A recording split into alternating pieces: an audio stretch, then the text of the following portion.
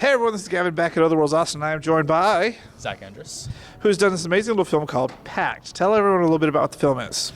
It's kind of a minimalist take on a apocalyptic story. It takes place on a version of Earth where overpopulation is rampant, and there's an organization called the Pact who is seeking volunteers to kill themselves to kind of lighten the load. That's kind of some heavy subject, really about suicide, and no one's attacking you for it yet? No, because in the end, it kind of upholds the value of life in a way. Did you find it hard to go with a minimalist route when you're dealing with something in the sci-fi and post-apocalyptic future? There's so much you can do, but you want to keep it really low-key. Was that hard for you to kind of handle? It was the main challenge of the project, but it was something I wanted to take on. It was, when you have like a smaller budget, you kind of learn how to write for that budget. And, we still created a world, a sci-fi world, but it was mostly through sound design and like cues and hints and, story beats. And so the main focus of the film was really character and their interactions with all the other smaller bits kind of informing that. I think that's an important aspect to bring up because a lot of movies these days, they forsake characters for effects and fun stuff. Mm-hmm. Like, I like my explosions. I've said that on camera many times. Yeah. But sometimes it's nice to watch something that's a little more personal that you can relate to and you actually are invested in. Yeah, I agree. So as you're writing this movie, and you were thinking, I got to keep it simple, was there any ideas that just didn't make it because they were just too big or too crazy? Yes. Like robots or Godzilla showing up in the middle of it? Or No robots, but I had some like bigger, I was originally wanting to create a cityscape to really show how populated and crazy everything was.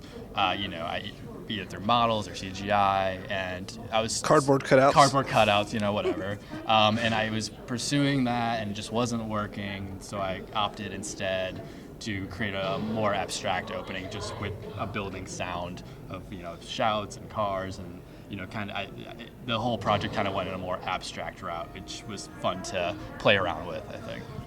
Now, how many people have seen this movie? Is this like the first festival, or has it been making the rounds? This is the premiere. Are you nervous? Yeah, always. You're like, oh man, what if they don't like it? What if they hate me? Yeah, that's always a concern. It's been a small audience so far, and it was really great. I always like to be in an audience for the first time watching my film because you really see what hits its mark, what doesn't work.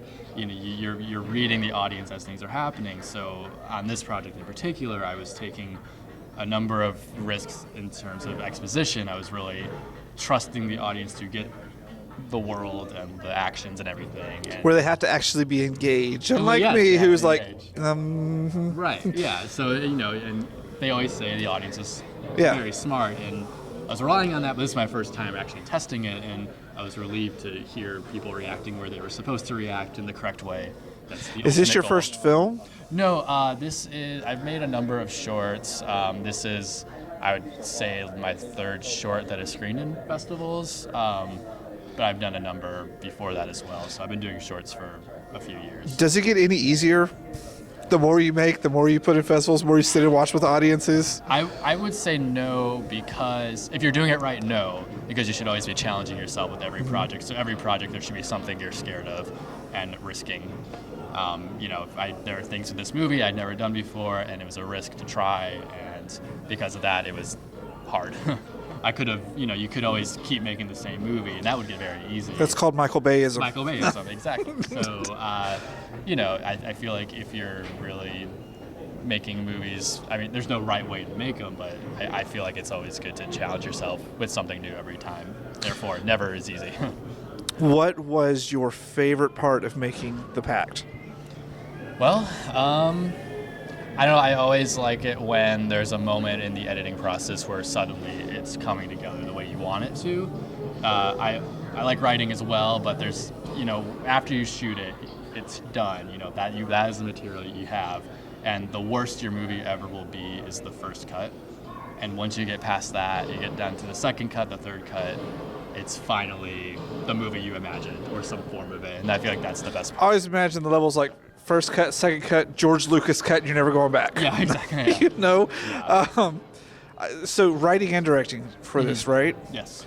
Do you find that really easy because you already know what you want, and it's not like you're having to describe to a complete person who doesn't know what you're like inside your head when you wrote it? It definitely, I have in the past, I wrote a script for someone else to direct, and I definitely much prefer doing both roles because it's your baby, and there is a version of the movie in your head that they're not getting, no matter how much you describe it and write down notes. They're always going to put their own spin to it, and I think, filmmaking is a collaborative process, but when it comes to the writing and directing side of things, I like to have control over that.